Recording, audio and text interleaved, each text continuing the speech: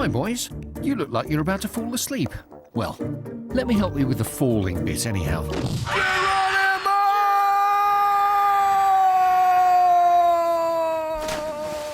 Ooh! That was a bit of a bump, wasn't it? Oh well, let me take you on the river walk to make up for it. I think you'll like it. You see, you've got these beautiful old bridges right in the middle of the forest. Dappled sunlight coming through the leaves, colourful flowers everywhere, and a whole range of cute and cuddly animals.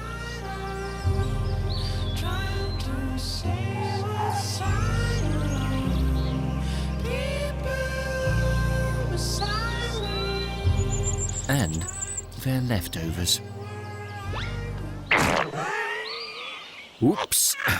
I guess it's time to come home, eh? Of course, that would be slightly easier if the bridge hadn't disappeared.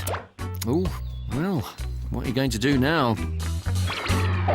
Yes, I guess you could swim across the river, but you might want to stop and consider what might be lurking under the surface. After all, you don't want to meet any piranhas.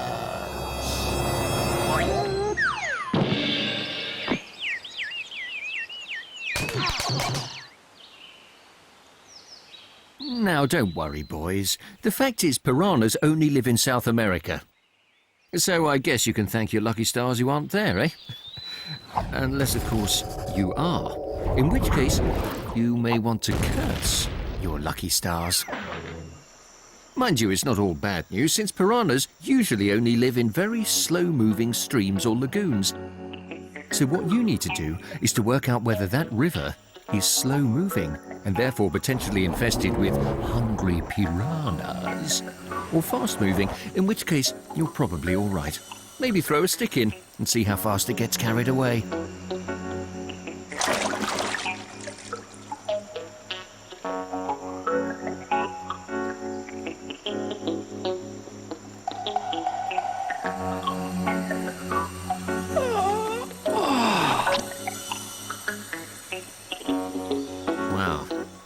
Really is slow moving, isn't it? Which I guess explains this. Catch! There are over 30 different species of piranha in the world, and most of them just eat insects, vegetation and other fish. In fact, the only one you really need to be wary of is the red-bellied piranha.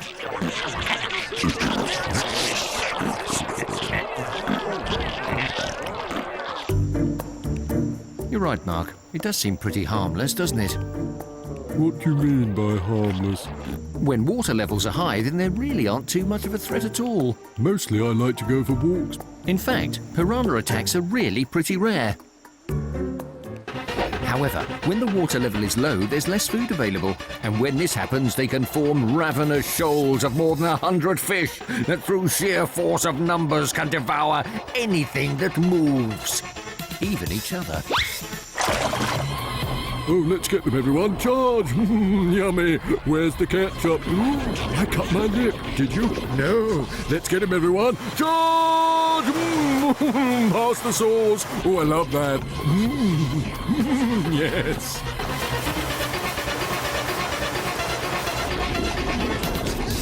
But how on earth do they eat things so quickly, you may ask? Yep.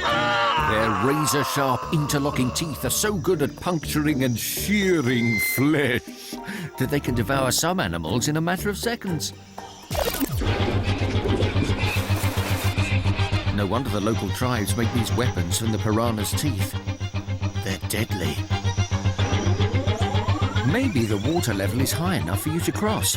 But how do you know if you've never been here before? Not like that! That's how you get your toes bitten off.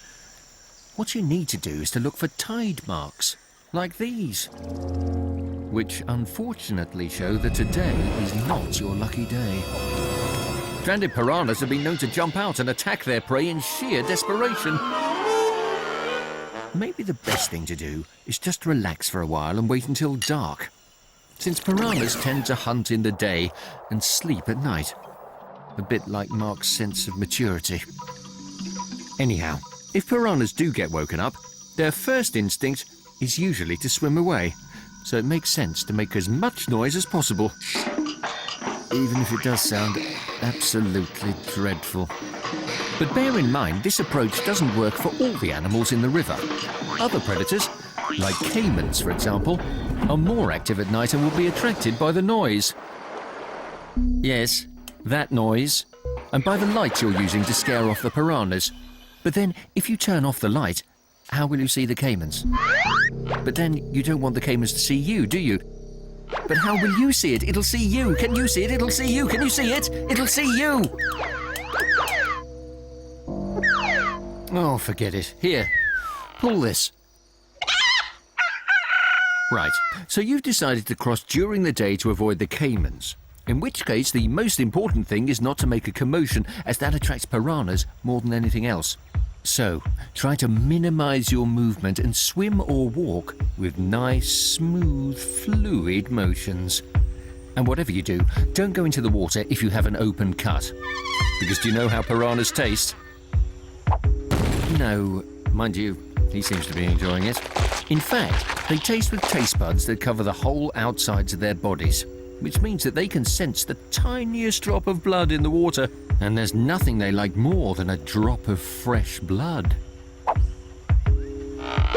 Oh well, I suppose that's better than nothing. But you may want to think about creating a diversion downstream before wading in. Some fresh meat, perhaps. Yep, get swimming. Oh, hang on a minute, there's something going on. Gently, boys. Where are they? Gently, boys. That's right. Walking on water? That's a bit of a cheat. Oh, dear. Oh, well done, boys. You must be exhausted. And hungry too, eh? So how about a nice local delicacy, then? Right, a big plate of grilled piranhas, then. Boys? Boys? So, if you should come across a river full of piranhas, what should you do? 1, cross where the water is moving fastest. 2, cross where the water is highest. 3, don't make a splash. 4, don't cut yourself before going in. 5, consider going by boat.